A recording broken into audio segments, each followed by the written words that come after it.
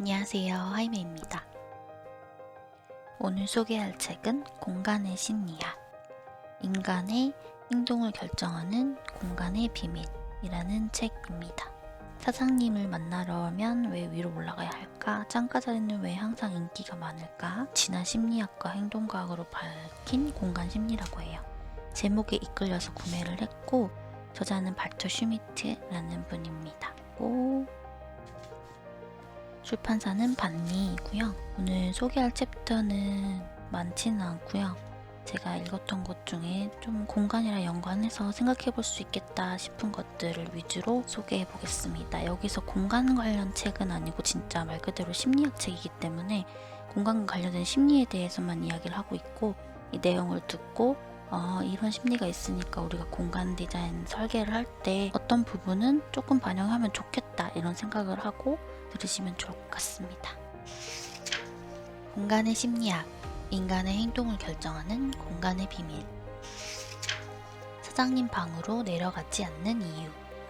진화 심리학자 하랄트 오일러 교수에 따르면 그룹에 속한 남자가 그룹 구성원들에게 지시를 내릴 때는 구성원들보다 높은 위치에 올라가 하는 게 효과적이며, 특히 구성원들이 남자일 경우에 더 효과적이라고 한다. 사진가들이 정치가를 권력 있는 모습으로 나타내고 싶을 때는 아래에서 위쪽 방향으로 사진을 찍고, 무능력한 인물로 나타낼 때는 위에서 아래로 또는 측면에서 찍는다고 한다. 이것은 심리학적 원리로서 연설자가 높은 연단에서 연설하는 것도 바로 이런 원리에 따른 것이다. 칸막이식 사무실은 인기가 없다. 연구에 따르면 사무실 칸막이의 이상적인 높이는 1.4m라고 한다. 1.4m는 앉아서 일하는 직원을 완벽하게 찾아내주는 반면, 일어서면 옆 사람과 쉽게 소통할 수 있게 해주기 때문이다. 지금까지 도출된 주요 결과 중 하나는 직원이 작업 환경을 본인 입맛에 맞게 꾸밀 수 있는 허용치가 높을수록 근무지 만족도가 높아진다는 것이다. 독일의 경우를 예로 들자면 무려 1700만 명의 근로자가 매일 사무실이라는 공간에 출근하고 있다. 그들은 밝고 아늑한 색채로 둘러싸이고 동료와의 대화가 가능한 사무실을 원했다. 특히 동료들에게 자기 모습을 보일 수도 있고 보이지 않게 차단할 수도 있는 두 가지 형태를 언제든 선택할 수 있는 환경, 아울러 감시당하는 느낌이 들지 않는 환경을 매우 중요하게 여겼다. 지위나 경제적 여건이 허락해서 단 2명이 하나의 공간을 쓰든 30명이 큰 공간을 나눠 쓰든 상관없이 그 욕구는 같았다. 일터에서의 영역 주권은 사전에 충분히 계획이 가능하고 또 가능해야만 한다고 오피스 1 연구는 결론을 내린다. 침대를 놓기에 가장 안전한 곳. 위넨의 슈페를레와 스티 연구팀은 138명의 실험 참가자들을 대상으로 디지털 속 가상 침실을 꾸며보라고 지시했다. 그러자 거의 대부분이 침대를 침실 문이 잘 보이는 위치에 놓았고, 침실 문은 침대가 보이지 않는 면의 안쪽으로 열리도록, 즉 문과 침대가 약간 대각선을 이루도록 그려 넣었다. 이렇게 해야 침대에 있는 사람이 침입자를 코앞에서 맞닥뜨리지 않을 수가 있다. 또한 참가자의 70%가 문에서 가장 먼 지점에 침대를 배치했다. 이 또한 침입에 대비한 심리다. 우리는 마치 적의 습격을 대비하기라도 하듯 침대 놓을 위치를 선택한다. 창가 자리가 사랑받는 이유. 비행기 좌석을 예약할 때 또는 중요한 만남을 위한 카페 자리를 선택할 때 당신은 어느 쪽 자리를 선호하는가? 아마 대부분은 창가 자리라고 대답할 것이다. 일터의 창문은 여러 가지로 중요하다. 난치플라데의 말을 빌려보면 창밖 풍경은 사물을 인식하는 범위를 넓혀준다고 한다. 헤르만 헤세는 자신의 집에 대해 이렇게 읊었다. 아름다운 집, 특히 창밖 풍경이 멀리까지 보이는 멋진 집을 고르는 것은 언제나 나만의 특별한 기술이다. 하늘에 구름을 올려다보는 것만으로도 긴장이 풀리는 효과가 있다.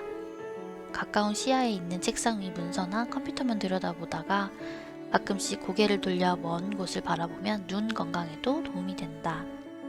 의학심리학자 요제프 빌헬름 에거의 말을 인용하자면, 빛은 오래전 선사시대 때부터 우리 인간의 기분에 직접적인 영향을 끼쳐왔다고 한다. 따스하고 온화한 빛은 격한 감정을 안정시키거나 반대로 과도하게 가라앉은 기분을 밝게 끌어올려준다. 그래서 우리는 무의식 중에 가운데 자리보다 창가의 색상에 더 이끌리게 된다. 그것은 자신의 기분에 유리한 영향을 주고자 하는 심리적으로 매우 유익한 반응이라고 요제프 비렐르메거는 설명한다. 고향이라는 장소, 어떤 풍경에서 특히 더 매력을 느끼는지는 사람마다 다르다. 이를테면 고향과 같은 느낌에 이끌리는 걸까? 정을 붙이고 오래 살았던 곳은 나중에 회상할 때도 좋은 기억으로 되살아나곤 하는데 매력적인 장소에서도 그렇게 고향과 비슷한 느낌을 받는 걸까?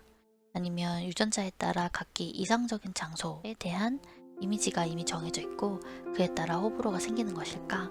그렇다면 북극 지방에 사는 에스키모인과 수단이나 뉴질랜드에 사는 사람이 좋아하는 풍경이 각기 달라야 할까? 학자들은 섣불리 이론을 내놓지 않고 조심스럽게 접근하는 편인데 웁살라 대학교의 테리 하티크도 마찬가지다. 그는 풍경에 대한 취향은 지리적 출생지나 유전자 중 하나에 의해 결정되는 게 아니다 라는 견해가 여러모로 설득력이 있다고 말한다. 유전자와 문화, 개인적인 삶의 역사 이 세 가지가 서로 영향을 주며 이루어낸 총합에 따라 선호 풍경과 장소가 달라진다고 할 수 있다. 공간이 바뀌면 왜 기억이 희미해질까? 이는 사실 우리 대부분이 겪고 있는 현상이다. 거실 소파에 앉아 잡지를 뒤적이다가 문득 이 잡지 구독 취소하려고 했지? 하는 생각이 떠오른다. 그래서 이메일을 쓰려고 옆방에 있는 노트북을 가지러 간다. 옆방에 들어가 몇 발자국 내딛고 보니 내가 왜 이 방에 왔는지 생각이 나질 않는다. 한 가지 생각은 하나의 공간에서만 유효한 것일까? 집 앞 차고에 와서는 방금 물 마시러 부엌에 들어갔다가 차 열쇠를 대체 어디다 올려놓고 왔는지 생각이 나지 않기도 한다. 우리 집 옆집 아주머니도 이런 경험을 종종 한다고 하는데 해결책은 다시 그 방으로 가는 것이라고 한다. 그러나 이런 꾀가 언제나 통하는 것은 아니다.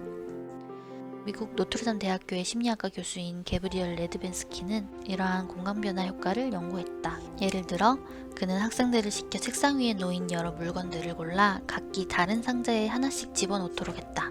어느 상자에 넣었는지 기억을 떠올려야 했는데 일단 그렇게 하기 전에 모두 일정 거리를 걷도록 했다. 이때 그들 중 한 그룹은 같은 공간에 남아 방 안을 걸었고 다른 그룹은 걸어서 문으로 나갔다.